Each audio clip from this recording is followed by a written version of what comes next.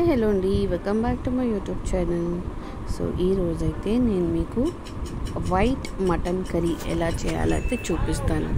So ఇలా అయితే ఆనియన్స్ని అయితే ముందు ఫ్రై చేసుకుందామండి. సో నేనైతే తీసుకున్నాను 1 big size of onion. So onion అయితే తీసుకున్నాను. ఇప్పుడు ఇందులో కొన్ని హోల్ స్పైసెస్ అనేవి యాడ్ చేసుకుందాం. ఈ కర్రీలో ఎక్కువ హోల్ స్పైసెస్ అనేవి మేము యాడ్ చేయమండి. సో మేము యాడ్ చేసేది జస్ట్ లాంగ్ అండ్ దాల్చీని, అంతే. ఆ రెండే యాడ్ చేస్తాము. అది మీరు మీ స్పైస్కి తగ్గట్టు మీరు యాడ్ చేసుకోండి. మేమైతే జస్ట్ 3 to 4 లాంగ్ యాడ్ చేశాను, 1 ఇంచ్ది దాల్చీని యాడ్ చేశాను, అంతే.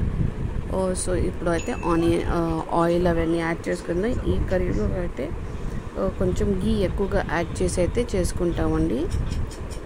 సో ఇప్పుడైతే నెయ్యి యాడ్ చేసుకుందాము. ఈ కర్రీలో మేము రెడ్ చిల్లీ పౌడర్ కూడా యాడ్ చేయము.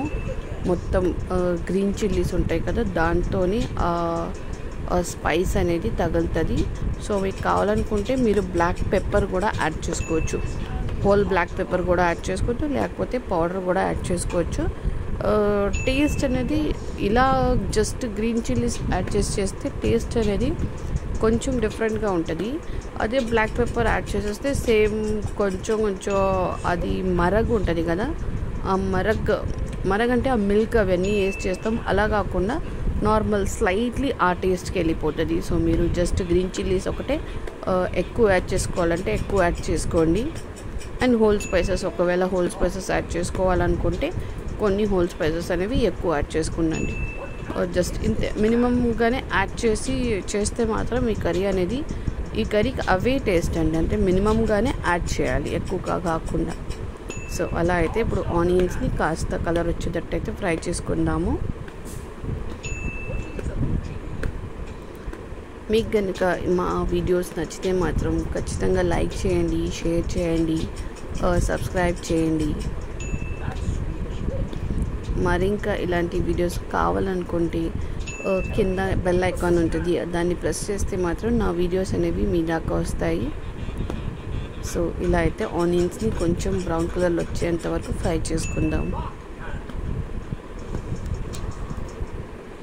ఆయిల్ అంత ఎక్కువ ఉంది అని అనుకోమాకండి.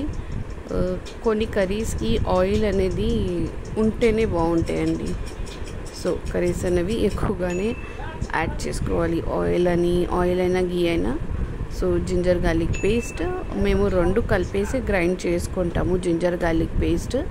సో అవి 2 అయితే నేను కలిపి యాడ్ చేశాను. 1 బిగ్ టీ స్పూన్ అంతా యాడ్ చేశానండి. సో మొత్తానికి మంచిగా కలుపుకుందాము. ఈ జింజర్ గార్లిక్లో స్మెల్ వచ్చేంత వరకు అయితే, నైస్ అరోమాటిక్ స్మెల్ వచ్చేంత వరకు అయితే జింజర్ గార్లిక్ పేస్ట్ని అయితే ఫ్రై చేద్దాము, ఆ పచ్చి వాసన పోయేంత వరకు.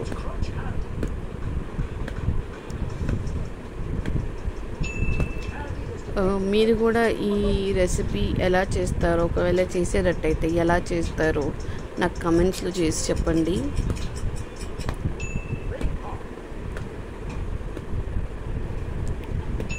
ఈ రెసిపీ అనేది పిల్లలకి చాలా నచ్చుతుందండి. ఎందుకంటే స్పైస్ ఉండదు కదా, వాళ్ళకి కొంచెం స్పైసీ ఫుడ్ తినని పిల్లలకి ఇలా మీరు ఈ రెసిపీ అనేది చేసి పెట్టండి, మంచిగా అయితే నచ్చుతుంది. సో ఇందులో అయితే కొంచెం మటన్ అయితే తీసుకున్నాను నేను. ఇది జస్ట్ మా 2 మెంబర్స్కి అండి. సో నేనైతే మాకు తగినంత వరకు మటన్ అయితే తీసేసుకున్నాను. సో మా ఇంట్లో ఏంటంటే మటన్ అనేది ఎక్కువగా తినమండి. నేనైతే ఎక్కువగా తినను మటను.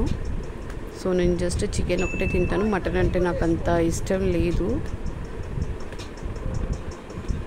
సో ఇక్కడైతే నేను జస్ట్ సాఫ్ట్ పీసెస్ వరకు తీసుకున్నాను. కానీ ఇందులోనే మీరు బోన్స్ అనేవి కూడా యాడ్ చేసి తీసుకుంటే చాలా అంటే చాలా టేస్టీగా ఉంటుందండి రెసిపీ. సో మీరైతే మొత్తం కలిపి తీసుకునేటట్టు తీసుకోండి. జస్ట్ సాఫ్ట్ పీసెసే కాకుండా బోన్స్తో పాటు తీసుకుంటే చాలా యమ్మీగా ఉంటుంది రెసిపీ.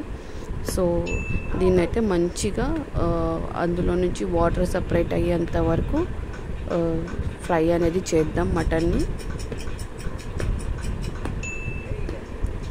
చూసారు కదా ఆయిల్లో ఎంత మంచిగా అయితే అది ఫ్రై అవుతున్నాయి పీసెస్, అలాగే ఫ్రై చేద్దాము. ఆ మసాలాస్ అవన్నీ ఆ బోన్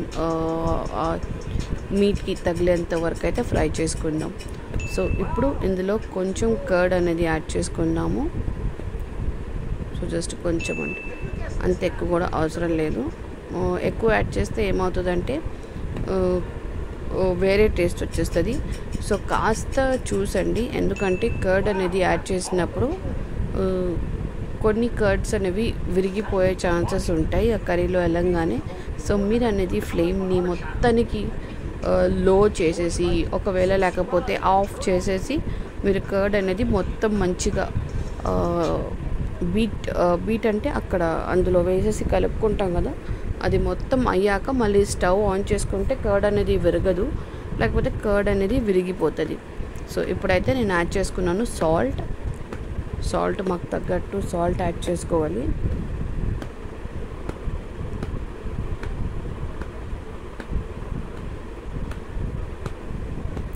చూసారు కదా ఆయిల్ అండ్ నెయ్యి ఎంత మంచిగా పైకైతే తేలుతుందో. కర్డ్ అనేది కూడా మంచిగా ఇదైపోయింది, వాటరీ అయిపోయింది అండ్ మంచిగా డిజాల్వ్ అయిపోయింది. సో ఇప్పుడైతే గ్రీన్ చిల్లీస్ యాడ్ చేసుకున్నాను. సో నాకైతే అన్నీ సరిపోతాయి అనిపించింది. మీకు ఒకవేళ ఎక్కువ కావాలనుకుంటే, ఎక్కువ కారం ఉంటే కొన్ని యాడ్ చేసుకోండి, లేకపోతే ఎక్కువ అనేవి యాడ్ చేసుకోండి. ఈ కర్రీ అనేది రోటీస్లో బాగుంటుంది, చపాతీస్లో బాగుంటుంది, అండ్ రైస్లోకి బాగుంటుంది, బగారాలో బాగుంటుంది. సో చాలా బాగుంటుందండి ఈ రెసిపీ కూడా. ఎప్పుడు మేము ప్రిఫరెన్స్ రెడ్ మటన్ కర్రీకి వేస్తాం కదా. సో ఈసారి అనేది ఈ రెసిపీ అనేది మీరు ట్రై చేసి చూడండి, మీకు ఖచ్చితంగా రెసిపీ అనేది నచ్చుతుంది.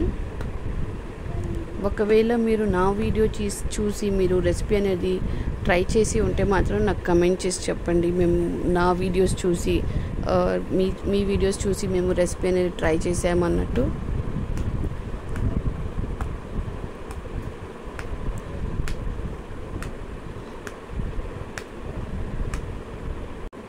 ఇక్కడ మధ్యలో ఒక క్లిప్ అనేది కట్ అయిపోయిందండి. సో నేనేం చేశానంటే వాటర్ యాడ్ చేసేసి విజిల్స్ అనేది పెట్టేసుకున్నాను. విజిల్స్ పెట్టాక రిమైనింగ్ వాటర్ ఉంటుంది కదా, ఆ వాటర్ని అయితే ఇప్పుడు కోకోనట్ పేస్ట్ అండి, ఇది డ్రై కోకోనట్ కాదు, నార్మల్ కొబ్బరికాయ ఉంటుంది కదా, ఆ పేస్ట్ని అయితే యాడ్ చేశాను. జస్ట్ కోకోనట్ పేస్ట్ అండి, ఏం యాడ్ చేయలేదు, జీలకర్ర అలాంటివి ఏం యాడ్ చేయలేదు, జస్ట్ కోకోనట్ పేస్ట్ అది యాడ్ చేసేసి ఇప్పుడు ఈ గ్రేవీని అంటే మాకు నచ్చిన కన్సిస్టెన్సీలోకి తెచ్చేంత వరకు అయితే ఇప్పుడు ఈ కర్రీని అయితే మేము కుక్ చేసుకుందాము.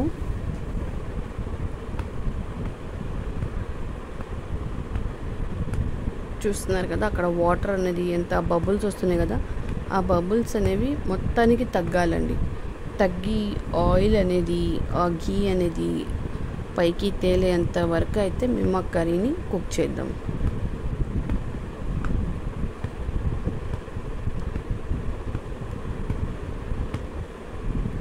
మధ్యలో ఒకసారి టేస్ట్ అనేది చూసుకోండి. ఏం లేదండి, జస్ట్ బేసిక్ ఎవరైనా చేసుకోగలరు ఈ రెసిపీ. మీకు అంతే కావాలనుకుంటే మీరు ఇందులో కోకోనట్ పేస్ట్ యాడ్ చేశారు కదా, కోకోనట్ పేస్ట్లోనే మీరు కావాలనుకుంటే కాజు ఉంటుంది కదా, కాజుని కూడా మీరు దాంతో పాటుని గ్రైండ్ చేసి యాడ్ చేసుకోవచ్చు. గ్రేవీ అనేది చాలా టేస్టీగా ఉంటుంది. సో ఇదైతే ట్రెడిషనల్ రెసిపీ అండి, నార్మల్ ముస్లిమ్స్కి ట్రెడిషనల్ రెసిపీ. ఇంకా వర్జన్స్ కావాలనుకుంటే మీరు యాడ్ చేసుకోవచ్చు, మీరు గరం మసాలా యాడ్ చేసుకోవచ్చు. ఇంకా అదే క్యాష్యూస్ అవన్నీ కావాలనుకుంటే మీరు అది కూడా యాడ్ చేసుకొని మీరు గ్రైండ్ చేసుకొని అది కూడా మీరు గ్రేవీ లాగా చేసుకోవచ్చు. మంచిగా గ్రేవీ అలా కూడా బాగుంటుంది. ఒకసారి ఇదైతే బేసిక్ రెసిపీ అండి, ఇది మీరు ట్రై చేసి చూడండి. అందులోనే మీకు ఇది ఎలా అనిపిస్తుందో అప్పుడు మీరు యాడ్ చేసుకుంటే మాత్రం అప్పుడు చూసి యాడ్ చేసుకోండి. మీకు కావాలనుకుంటే అప్పుడైతే మీరు యాడ్ చేసుకోవచ్చు. సో ఇప్పుడైతే ఒకసారి టేస్ట్ చేసి చూసుకుందాం ఎలా ఉందో.